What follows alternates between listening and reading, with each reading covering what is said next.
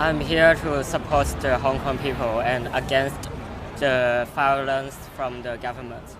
Because we are the assembly here today is it's about demand to the government and united with America and UK. So Hong Kong is not special anymore. So we need to fight for our freedom and democracy. That's our final. Hong Kong protest is upbeat again during this weekend. It is the first major rally after disruption at the international airport last weekend. As of now, the atmosphere needs de-escalation. But the question is how, especially as the Chinese authority mentions, this is terrorism act. Emily Lau, chair of Hong Kong Democratic Party's Foreign Affairs Committees, told me that she thinks the Hong Kong authority should listen to the demands from the protesters. Well, I think it is very sad that the government of Carrie Lam has consistently refused to respond to the demands. And these are not just demands of protesters. These are demands of many Hong Kong people. You know, we had a march of 1 million people and then another march, 2 million. So many Hong Kong people think that she should respond to all these demands. And of course, she said she stopped the bill, the extradition bill, which caused all this. But people say, you cannot say the bill is dead. You should say the bill is completely withdrawn. Because if you say it's dead, and some people say, you heard of Lazarus. He came back from the dead. So we don't want that language. Why can't you say it's withdrawn? And yesterday there was a press conference in Beijing. And the official said, it's up to the Hong Kong government to withdraw it or not. So it's up to her. I don't know why she wouldn't do it. Protesters share the same concern on the policy set by China, one country, two systems. Lau voiced concerns that this means Hong Kong cannot have real democracy. Hong Kong is part of China. We have no democracy. Carrie Lam was not elected by us. In our Legislative Council, only half of the members are elected by the people. The other half are elected by the rich and the powerful. So it's not a democracy. But the irony is, the people here, we enjoy freedoms, personal safety, and the rule of law. So people, we value our personal safety in the sense that now I'm talking to you. When I walk out of the room, there won't be somebody there to arrest me or to arrest you. Personal safety, freedom to speak my mind, the rule of law, our judges are very independent. In many cases, they find the government wrong. The government would lose cases in court. These are the things that we enjoy. These are our core values. But the people see that these core values are crumbling. You said one country, two systems. A few months ago, there was a report by the Foreign Affairs Committee in the House of Commons in the United Kingdom. And the report said, oh, no longer one country, two systems. It's one country, 1.5 systems. That was written in March. If they write it now, maybe it's one country, 1.1 system. So it's just fading, crumbling. And the young people see no future.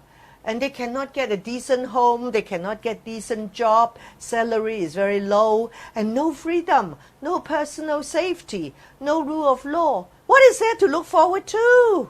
So some of them, they say, they go out to protest with the will written there, saying, now when I die, we'll do this, do that. It's very sad. As protests in Hong Kong against an extradition law enter the third month, there is no prospect of ending the unrest.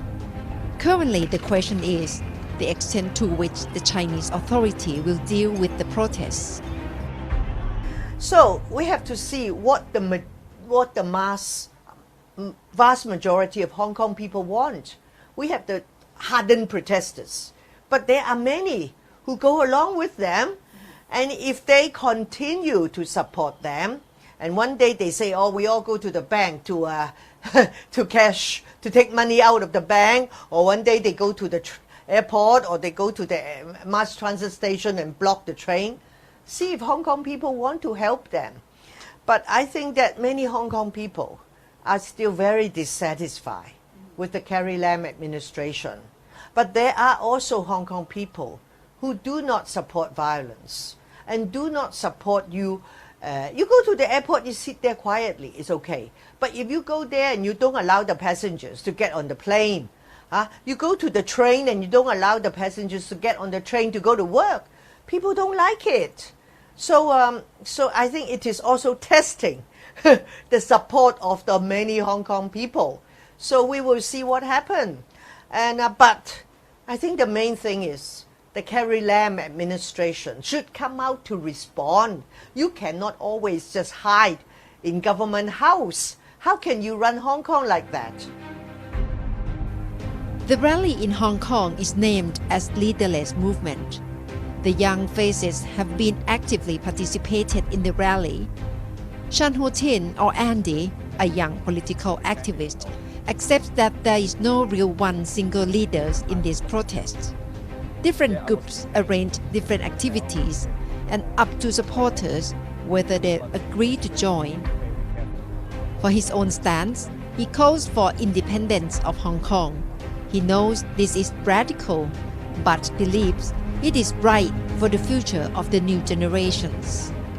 If we don't resist, Hong Kong will deteriorate in terms of reputation, their influence internationally, because we are being colonized by China. China is going to be an ordinary city of China, so we need to resist. We are actually fighting against the going down slope of Hong Kong. So the only way out is to fight for freedom and to resist. And it's unavoidable for Hong Kong to suffer pains like right now. But yeah, anyway, you need to go through this kind of pain. The voice of concern on the disruption in Hong Kong is also loud and clear from foreign business community. Hong Kong-based foreign companies and Chamber of Commerce have warned against the impact of escalating violence and disruptions on Hong Kong's economy. This weekend, perhaps, the rally and the Chinese authority will send clear signals in their own ways. Natha Gomonwatin, Thai PBS World reports from Hong Kong.